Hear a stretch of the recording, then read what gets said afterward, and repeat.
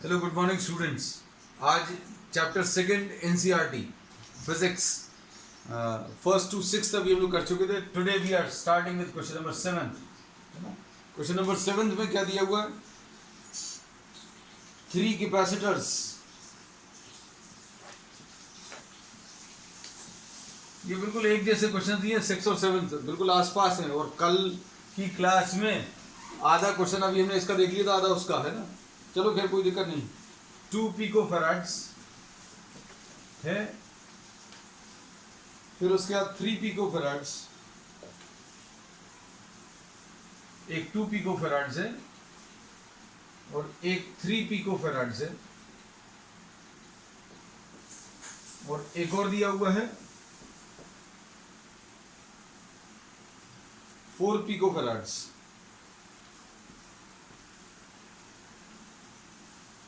And now these 3 are connected in parallel.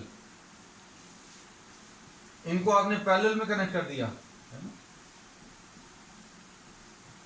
Parallel में connect करने का तरीका क्या है? पैरेलल में अगर अभी हम लोग कनेक्ट करना है तो एक एक प्लेट लेकर एक कॉमन पॉइंट पर कनेक्ट कर दिया और बाकी बची हुई प्लेट्स को भी एक और कॉमन पॉइंट पर कनेक्ट कर दिया। ये 2 है, ये 3 है, ये 4 है। डायग्राम की जरूरत नहीं है, लेकिन फिर भी अभी हम लोग ने ड्रॉ कर लिया। For parallel combination C will be equal to what? C1 plus C2 plus C3 ऐसा कुछ आएगा है ना। C is equal to C1 plus C2 plus C3. What is the total capacitance? निकाल सकते हैं। This is 2 plus 3 plus 4. और parallel combination में क्या चीज सेम रहती है? पैरेलल कॉम्बिनेशन में पोटेंशियल सेम होता है, चार्ज जो है अलग अलग आता है। पैरेलल कॉम्बिनेशन में चार्ज जो है, ध्यान से सुनना, Q is equal to C into V। और पैरेलल कॉम्बिनेशन में V सेम होता है, इसलिए Q directly proportional to C आता है। जरूरत नहीं, लेकिन हम बहुत सारे कॉन्सेप्ट्स भी बताते चलते हैं प्रॉब्लम्स में, ताकि आपको चैप्टर भी रिवाइज हो जाए, न्यूमेरिकल्स भी हो जाए। तो charge will be divided in proportion with their capacitance. जैसा कैपेसिटेंस होगा उसके हिसाब से चार्ज आएगा, मतलब ज्यादा कैपेसिटेंस वाले के पास ज्यादा चार्ज आएगा, है ना। डेटा अरे अगले क्वेश्चन में पूछ ही लिया। Determine the charge on each capacitor. तीनों कैपेसिटर्स के ऊपर चार्ज पूछा है ना। अब यहां पर इन्होंने क्या किया, कितने वोल्ट्स का? 100 वोल्ट का, 100 वोल्ट की सप्लाई लगा दी है ना। कल अभी हमने 100 वोल्ट जो है 6 क्वेश्चन में लगा दिया था इसका पढ़ के। चलो खैर अच्छा वो लास्ट में क्लियर हो गया था, ये तो सब मिक्सअप हो जाता। अब इसमें अभी हम लोगों ने बोला ये 100 वोल्ट का जो चार्ज है, ये 100 वोल्ट की जो बैटरी है वो पैरेलल में कनेक्ट कर दी। अब चार्ज बताना है, तो अभी हम लोगों को ये मालूम है, सपोज इसको C1 बोला, इसको C2 बोला और इसको C3 बोला है ना। तो Q1 will be equal to C1V, Q2 will be equal to C2V और Q3 is equal to C3V। बस इतना सिंपल सा है। ये याद रखना कि पोटेंशियल सेम रहेगा। पोटेंशियल सेम है, ये अभी हमने इधर लिखी थी। अब पैरेलल कॉम्बिनेशन में C1 की वैल्यू कितनी है बेटा? 2 into 10 to the power minus 12 picofarads है शायद, हाँ। और V कितना है? V 100 है। बस इसको सॉल्व करना है, 2 into 10 to the power minus 10 आ जाएगा, ठीक है। या फिर अगर आपको इसको कूलम्स में एक्सप्रेस करना, माइक्रो कूलम्स में भी एक्सप्रेस कर सकते हैं, और पिको के टर्म्स में भी एक्सप्रेस कर सकते हैं, नैनो के टर्म्स में भी एक्सप्रेस कर सकते हैं। तो आपको जैसा लेना हो, आंसर में जैसा दिया हुआ। अब C2 into V, C2 3 into 10 to the power minus 12 into 100, ठीक है। तो ये आ जाएगा 3 into 10 to the power minus 10 Coulomb's.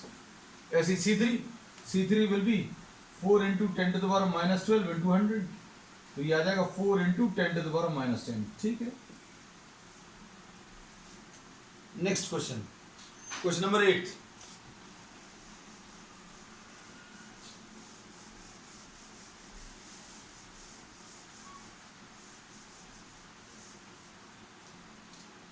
Question number 8 में इन a parallel plate capacitor, question number 8 में in a parallel plate capacitor with air in between the plates, each plate has an area of area 6 into 10⁻³ metre square, ऐसा कुछ दिया हुआ है area of each plate. और ये parallel plate capacitor है। जो चीज काम की है वो लिख दे रहे हैं। और इसको करते समय अभी हम हमेशा बोलते हैं कि आप बुक को सामने रखिएगा, है ना। फिर and the distance between the plates is 3 millimetre. दोनों प्लेट्स के बीच का जो डिस्टेंस है डी की वैल्यू 3 मिलीमीटर है, मतलब 3/1000 मीटर्स आ गया। उसके बाद और क्या है, कैलकुलेट द कैपेसिटेंस, सी निकालना है। तो C is equal to ε0 A/D, ऐसा कुछ सॉल्व कर सकते हैं, है ना। अब सॉल्व करने का तरीका क्या रहेगा, ε0 8.85 इंटू 10⁻12 इंटू एरिया 6 इंटू 10⁻³ है अपॉन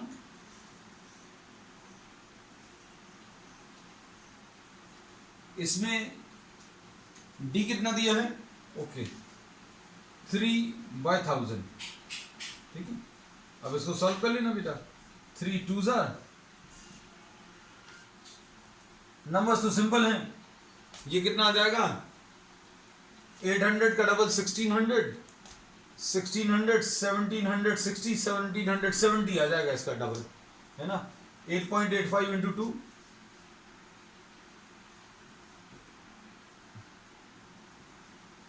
17.7 इंटू 10⁻12 -3 -12 एंड -3 और ऊपर जाकर ये +3 आ जाएगा। सिंप्लीफाई कर लो इसको,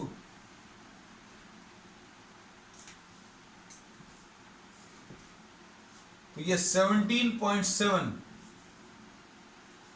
पिको फेराड्स आ जाएगा।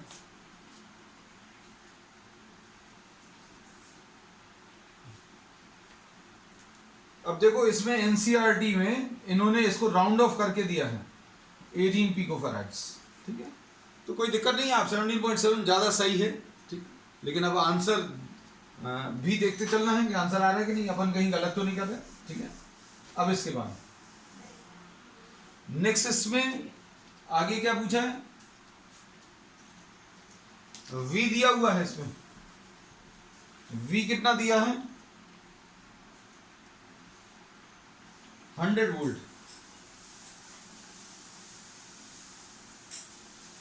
V की वैल्यू 100 वोल्ट, चार्ज बताना, तो Q will be equal to C into V। C कितना है, 18 इंटू 10⁻12, तो कैपेसिटेंस है जो अभी हम लोग निकाल चुके हैं, इंटू क्या 100, तो ये आ जाएगा 18 इंटू 10⁻10, ठीक। अब नेक्स्ट इसके बाद क्वेश्चन नंबर 9। आप इन क्वेश्चंस को करते समय एनसीईआरटी बुक सामने रखेंगे तो ज्यादा अच्छा है। वैसे अभी हम कोशिश ये करते हैं कि जो भी डेटा दिया है वो पूरा बता दें, क्वेश्चन भी रीड कर देते हैं, but still if in case if you are having the book, then take a book with yourself and then try to attempt the questions.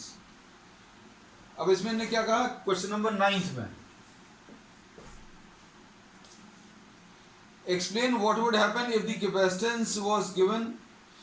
अच्छा 2 point, ये जो 8 वाला प्रॉब्लम है इसमें 3 मिलीमीटर थिक, ये 3 मिलीमीटर जो है इसका सेपरेशन था, ठीक है।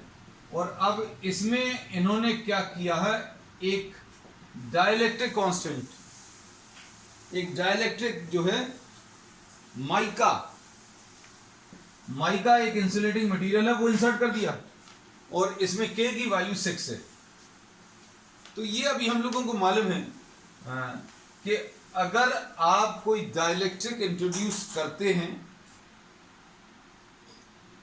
तो क्या होगा, अगर आप कोई डाइलेक्ट्रिक इंट्रोड्यूस करते हैं तो कैपेसिटेंस बढ़ जाता है, तो C की वैल्यू C' की वैल्यू K टाइम्स ε0 A/D, ऐसा कुछ आ जाएगा। अगर आपने पिछले क्वेश्चन के कैपेसिटेंस में अगर माइका शीट इंट्रोड्यूस कर दी, है ना, तो क्या हो जाएगा, कैपेसिटेंस इंक्रीज होगा। अब कितना इंक्रीज होगा, कि तो अपन लोगों को मालूम है 6, और ये एप्सिलॉन 0 A/D अपन पिछले प्रॉब्लम से ले रहे हैं, काय को अभी हम लोग अननेसेसरी कैलकुलेशंस करें, तो 108 पिकोफैराड्स आ जाएगा। ठीक है, अब इसमें देखो क्या पूछा हुआ है, आगे भी है कुछ।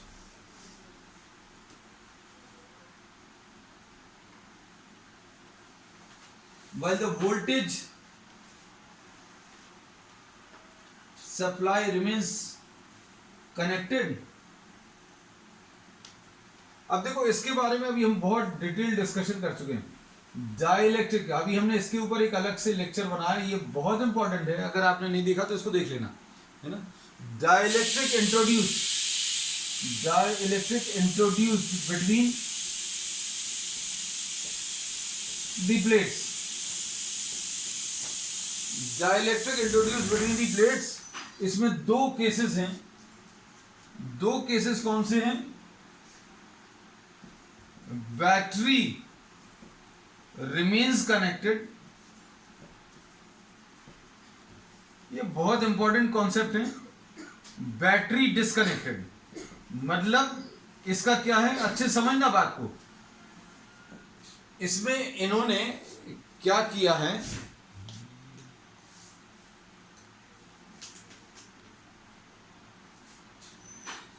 इसमें डाइलेक्ट्रिक इंट्रोड्यूस करते समय अगर बैटरी रिमेन्स कनेक्टेड, तो ये याद रखना, ये अभी हमने बहुत डिटेल में, अभी हमने जैसा बताया एक प्रीवियस लेक्चर सिर्फ इसी के ऊपर बनाया हुआ है ना।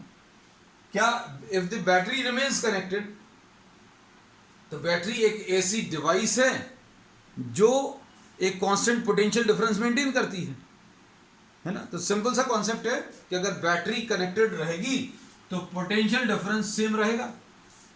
पोटेंशियल डिफरेंस कितना था बेटा, पोटेंशियल डिफरेंस 100 वोल्ट था शायद।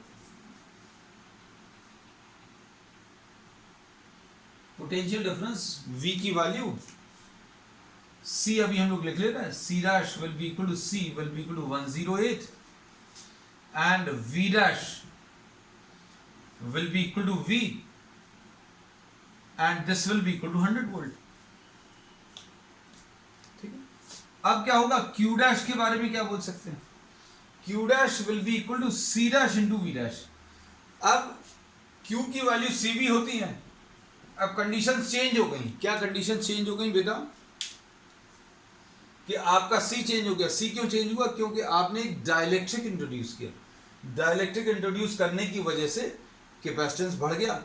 कैपेसिटेंस कितना बढ़ गया, पहले 18 था, 108 हो गया, है ना। अब सोर्स ऑफ चार्ज चूंकि कनेक्टेड है, सोर्स ऑफ चार्ज क्या है, बैटरी, है ना।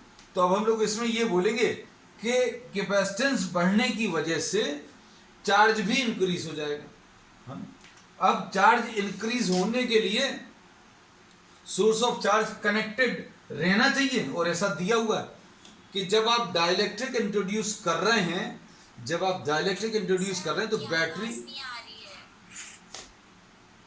बेटा आप अपना फोन म्यूट कर लो बेटा।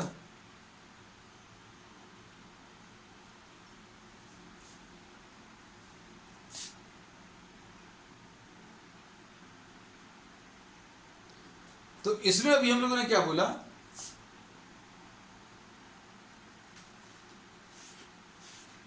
कि अगर बैटरी कनेक्टेड रहेगी, अगर बैटरी कनेक्टेड रहेगी तो क्या होगा, पोटेंशियल डिफरेंस सेम रहेगा। और पोटेंशियल डिफरेंस जो है, पोटेंशियल डिफरेंस कितना था, 100 वोल्ट था। तो अब क्या होगा, charge Q dash is equal to C dash into V dash,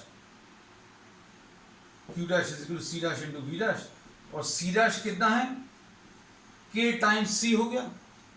V dash जो है V के बराबर है, मतलब K की वैल्यू 6 है और CV की वैल्यू पुराने वाले Q के बराबर है। और मान लीजिए अगर ऐसा नहीं लिखना तो आप सारी वैल्यूज लिख दीजिए।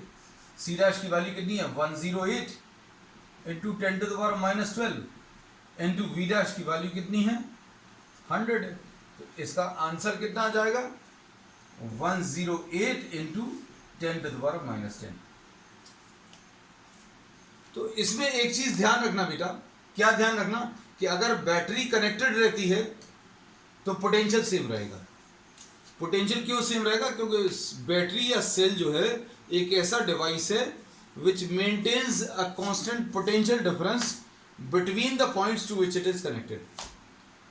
बैटरी या सेल जो है एक ऐसा डिवाइस है which maintains a constant potential difference. तो पोटेंशियल डिफरेंस पहले 100 था तो अब 100 ही रहेगा। अब क्या किया?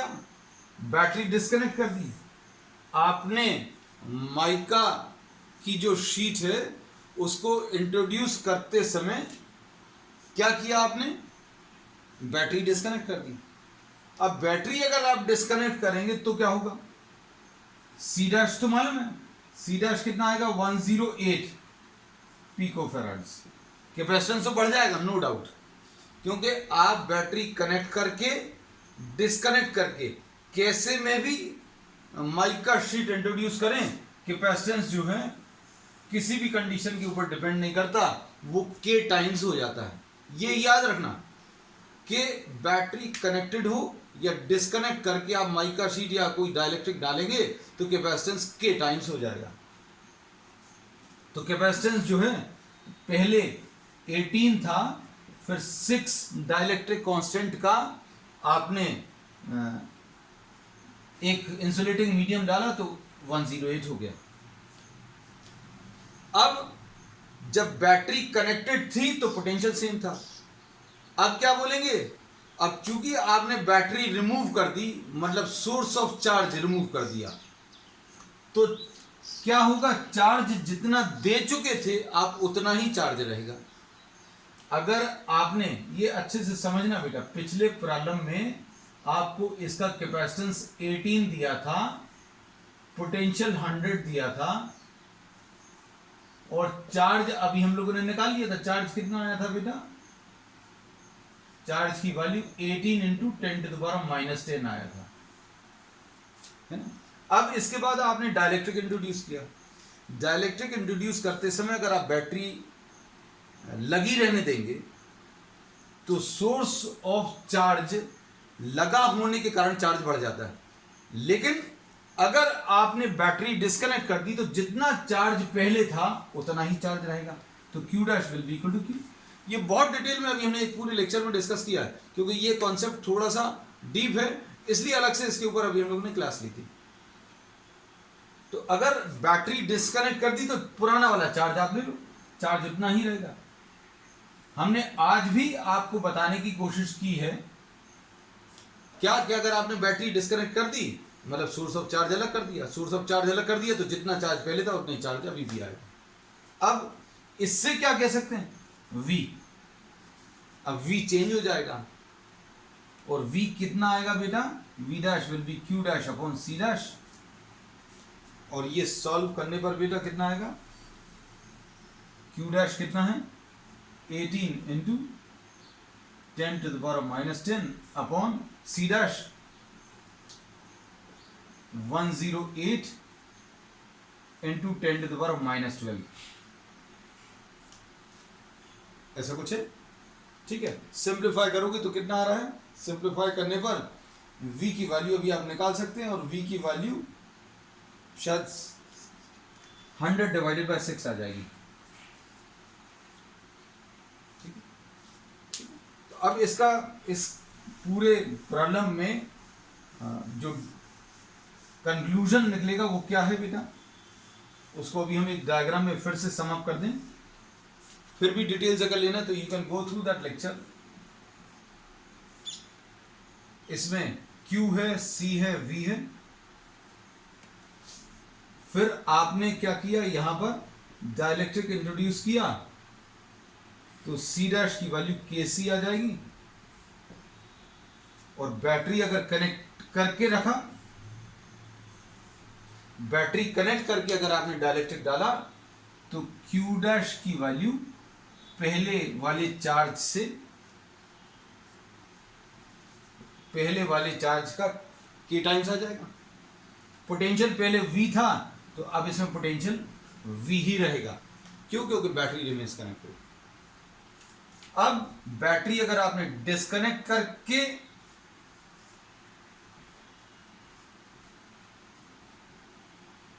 बैटरी डिस्कनेक्ट कर दी, देखो बैटरी अलग कर दी, हमने बना दिया कि भाई बैटरी आपने अलग कर दी, और इसमें सी डैश कैपेसिटेंस तो पहले का के टाइम्स हो जाएगा,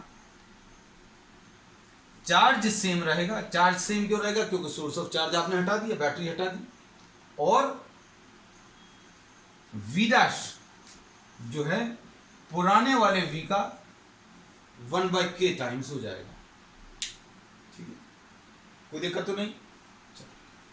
नेक्स्ट, तो ये एक इंपॉर्टेंट क्वेश्चन था। आंसर्स मुश्किल से 1-2 लाइंस के हैं, लेकिन कॉन्सेप्ट को समझाने में थोड़ा सा समय लगता है।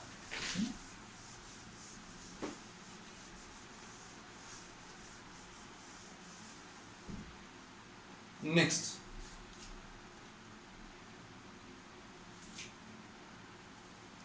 Question number 10th। Question number 10th में क्या दिया है? सी की वैल्यू 12 पिको फैराड्स है और वी की वैल्यू 50 वोल्ट्स है।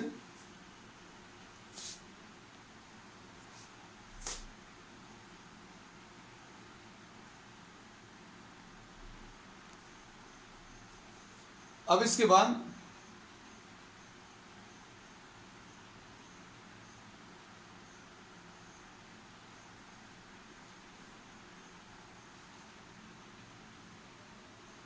इसमें क्या कैलकुलेट करना है?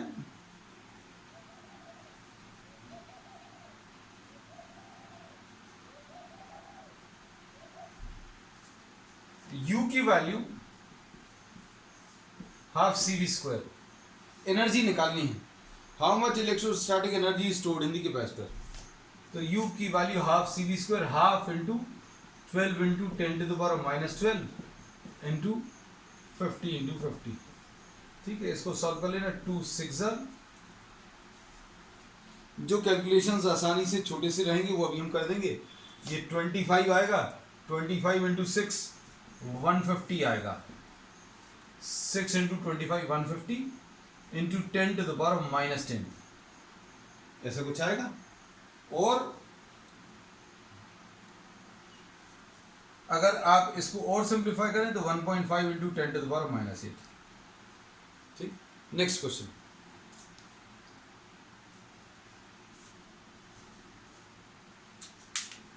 Question number 11।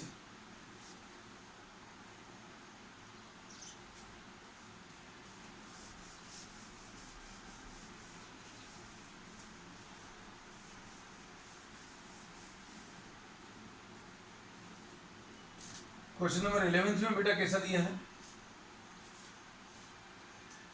A 600 picofarads capacitor,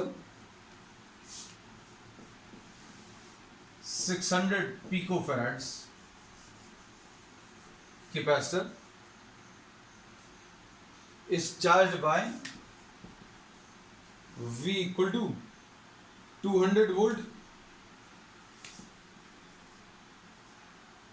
charge कर दिया किसकी मदद से? 200 वोल्ट्स बैटरी की मदद से। फिर it is then connected to an uncharge capacitor. अब इसको अभी हम लोगों ने कनेक्ट कर दिया किससे?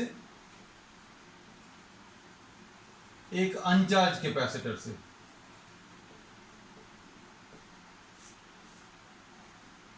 इस अनचार्ज कैपेसिटर का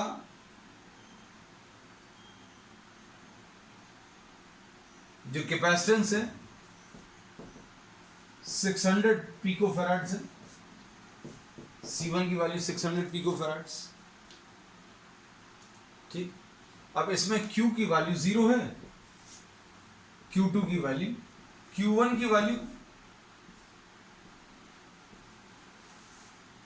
C1 V1 600 इंटू 10⁻⁻12 इंटू 200 ऐसा कुछ आएगा।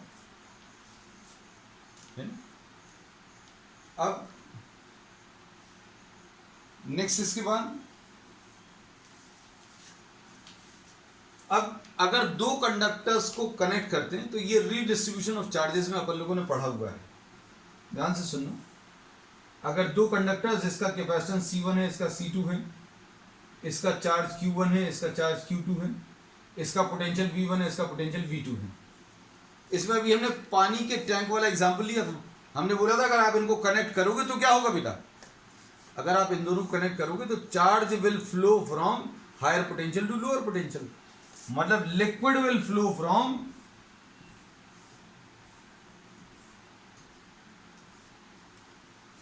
Higher level to lower level. अगर आपने इन दोनों टैंक्स को कनेक्ट कर दिया, इन दोनों टैंक्स को अगर आप कनेक्ट करोगे तो क्या होगा, पानी का फ्लो होगा।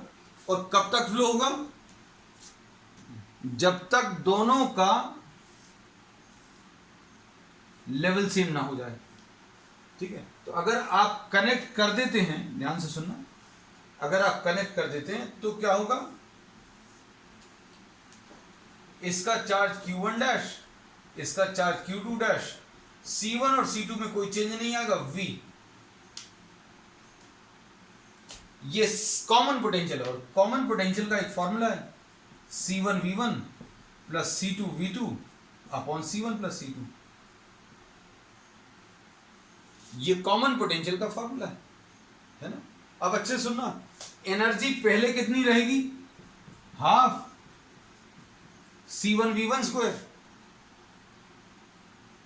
और इसकी एनर्जी कितनी आएगी, हाफ C2 V2 स्क्वायर। अब अच्छे सुनना, करना क्या रहेगा आपको, C1 मालूम है, C1 मालूम है, V1 200 मालूम है, C2 भी मालूम है, लेकिन V2 की वैल्यू 0 है। V2 0 क्यों है, क्योंकि अनचार्ज है। सेकंड वाले में तो आपने कोई चार्ज दिया नहीं, तो V2 की वैल्यू 0 है। तो मतलब ये एनर्जी निकाल लोगे और ये एनर्जी भी निकाल लोगे। अब जब दोनों को कनेक्ट कर दिया तो कितना आ जाएगा, half C1 plus C2 into V square. जब दोनों को कनेक्ट कर दिया तो पोटेंशियल तो सेम आ जाएगा, और ये capacitance half C1 plus C2। तो कहने का मतलब ये है, आपको सिर्फ ये कैलकुलेट करना है, common potential C1 V1 plus C2 V2 upon C1 plus C2, और फिर उसके बाद ये एनर्जी शुरू की मालूम है, बाद की एनर्जी निकाल लेना, दोनों को माइनस कर लेना तो लॉस आ जाएगा। और इसका भी एक अभी हमने फॉर्मूला बनाकर दिया है, हम रिवाइज भी कराते जा रहे हैं, C1 C2 V1 minus V2 का whole square upon 2 times C1 plus C2। अब और कुछ भी मेहनत नहीं करनी है ना, तो सिर्फ वैल्यूज भर रखनी है और सिंप्लीफाई हो जाएगा। देखो कितना आएगा बेटा, डेल्टा U की वैल्यू, C1 की value 600 into 10 to the power minus 12 into 600 into 10 to the power minus 12 into V1 minus V2 यानी 200 माइनस 0 का whole square upon 2 times C1 plus C2। इसको सॉल्व कर लेना बेटा, हो जाएगा। मतलब हमें ऐसा लगता है कि ये जो कैलकुलेशंस अभी हम लोगों ने किए हैं, इस कैलकुलेशन के बाद अभी हम लोग छोड़ सकते हैं, मतलब इतने के बाद, इस लेवल तक लाने के बाद है ना। आपको वैल्यूज भी रखकर दे दी, सिंप्लीफाई पर करना। हमने दो तरीके बताए हैं कि जब आपने दोनों का इंडिविजुअली एनर्जी निकाली, दोनों की इंडिविजुअली एनर्जी भी अभी हम इधर भी लिख दे रहे हैं, half C1 V1 square, C1 मालूम है, V1 मालूम है, इसकी energy C2 V2 square, V2 की वैल्यू 0 है तो ये तो एनर्जी 0 आ जाएगी। तो इनिशियल एनर्जी दोनों को ऐड करके फाइनल एनर्जी निकालने के लिए ये फॉर्मूला, और इसमें V यूज होगा तो V कॉमन पोटेंशियल का ये फॉर्मूला है ना। तो कुल मिलाकर अभी हमने दो तरीके से बताया, दोनों तरीके में से जो सूट करे, या अभी आपके पास टाइम है तो दोनों तरीके से कर देख लो भाई। आप कॉन्सेप्चुअली भी निकालें, आप फॉर्मूले से भी निकालें, दोनों से आंसर सेम आना चाहिए तो आएगा ही डेफिनेटली, ठीक है। Next question number 12, question number 12 देखो बेटा अच्छे से, क्या दिया हुआ है।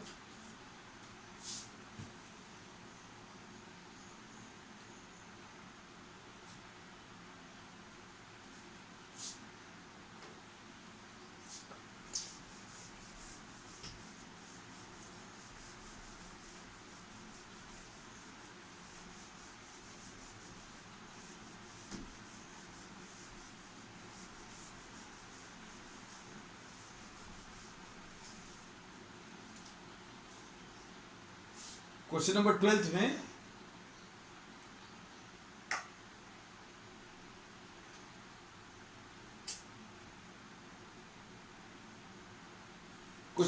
में क्या दिया हुआ है? हाँ, इसमें तो कुछ चार्जेस दिए हुए हैं। देखो चार्जेस क्या दिए हुए। अच्छा, एक चार्ज दिया, charge of 8 milli Coulomb's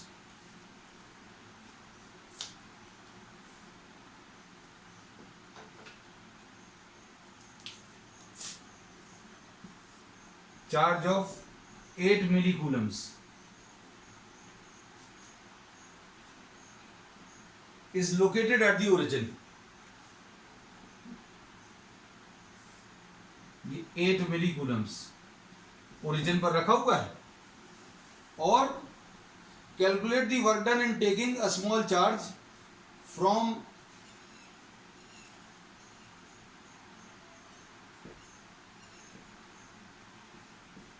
the point P, ये मान लो Z एक्सेस है,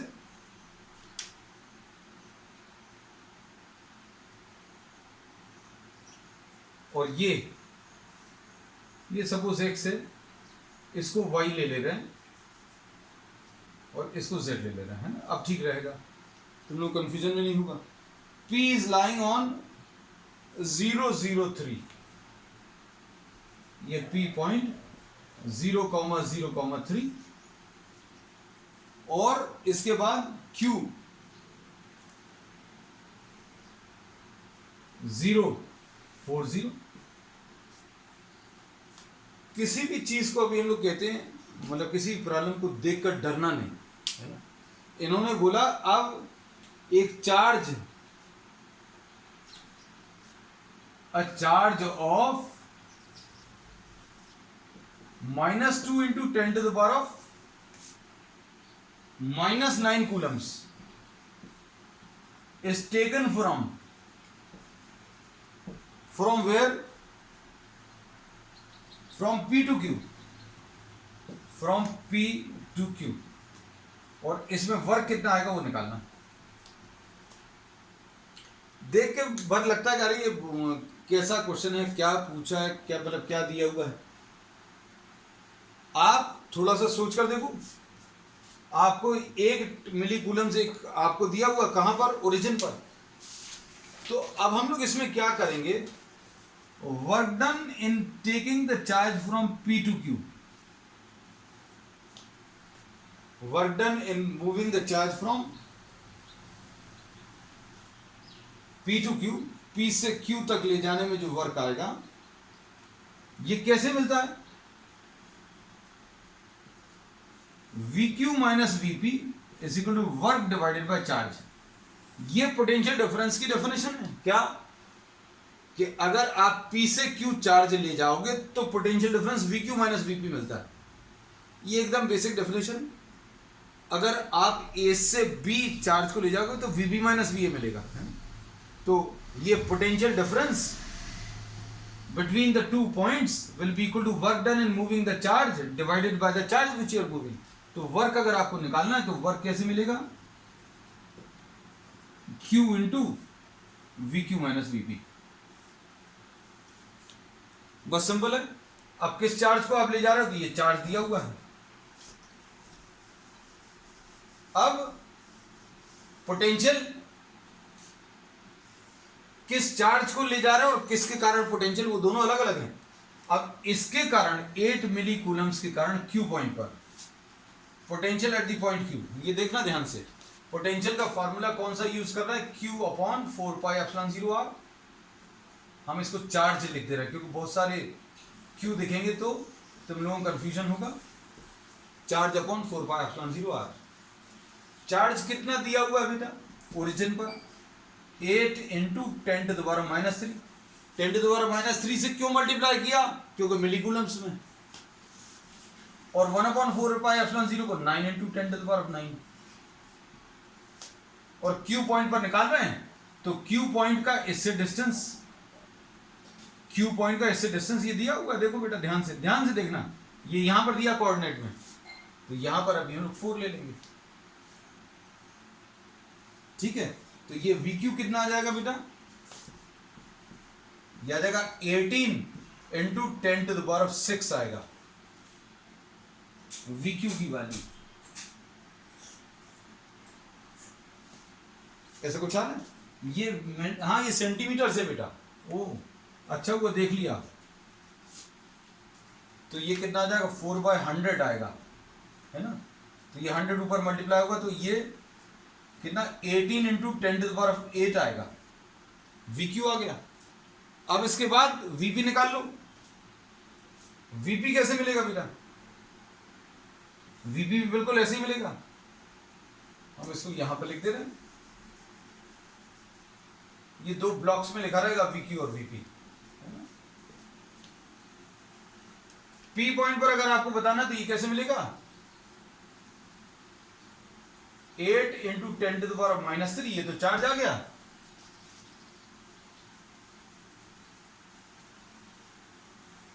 और into 9 into 10⁹ divided by P point का इससे डिस्टेंस 3/100 है ना। अब देखो सिंप्लीफाई करने पर VP की वैल्यू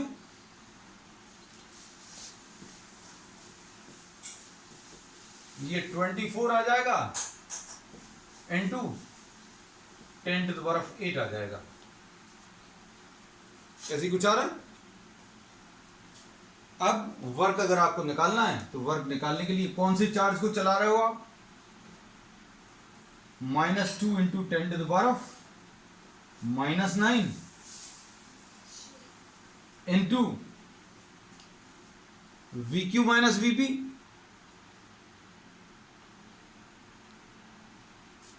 VQ माइनस VP बताओ बेटा कितना है। VQ माइनस VP ये भी सॉल्व कर सकते हैं। 18 माइनस 24 यानी -6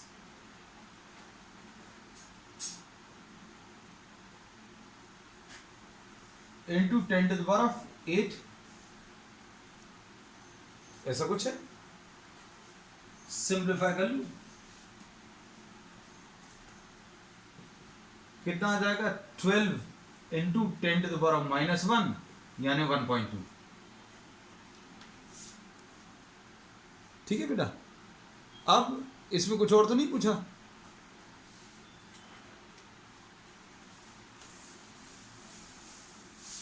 इसमें ठीक है।